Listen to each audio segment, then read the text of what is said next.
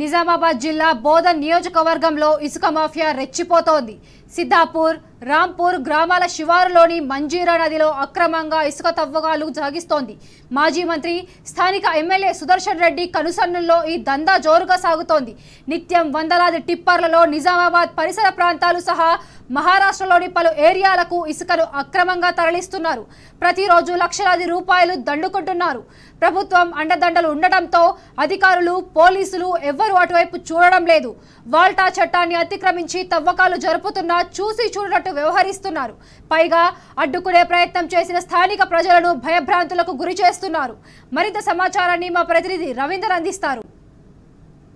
ఇసుక అక్రమ దందా అడ్డు అదుపు లేకుండా పోతుంది.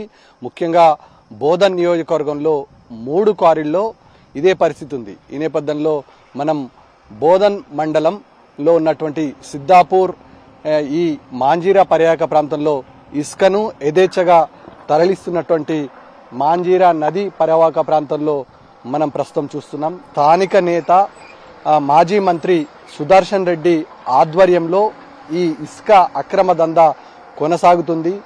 వాల్టా చట్టాన్ని పూర్తి స్థాయిలో తుంగలోకి తొక్కి యథేచ్ఛగా రాత్రి బవళ్లు తేడా లేకుండా 2 పెద్ద పోక్లేన్ల సహాయంతో ఈ దందా కొనసాగుతుంది.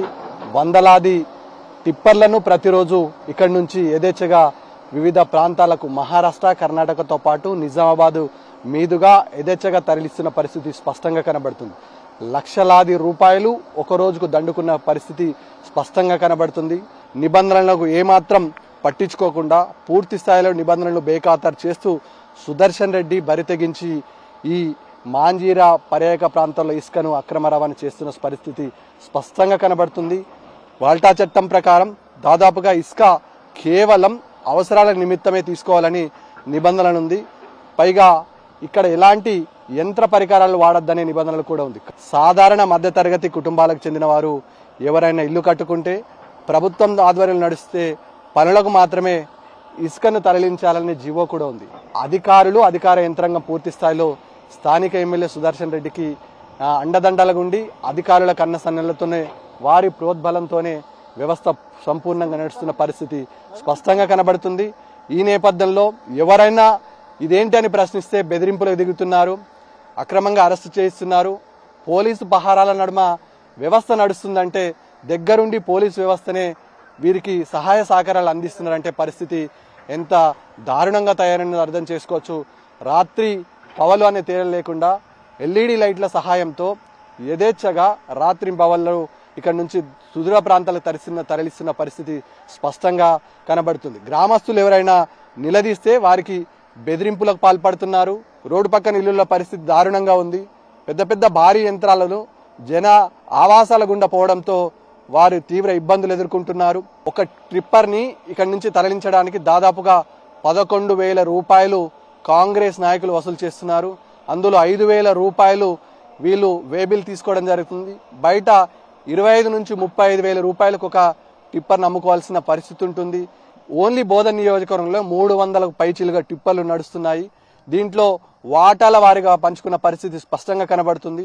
ఇటు అధికార యంత్రాంగం కానీ, స్థానిక పోలీసులు కానీ, రెవెన్యూ అధికారులు కానీ, మైనింగ్ అధికారులు కానీ కనీసం ఇటు బోధన్ నియోజకవర్గం వైపున కన్నెత్తి చూసిన పాపాన పోలేని పరిస్థితి కనబడుతుంది. పూర్తి స్థాయిలో అధికార యంత్రాంగం అండదండాలు ఉన్నాయి కాబట్టి నాయకుల ఆగడాలు పేటరేగిపోతున్నాయి. ఇక్కడ నడిచే టిప్పలకి దేనికి కూడా నంబర్ ప్లేట్లు ఉండవు.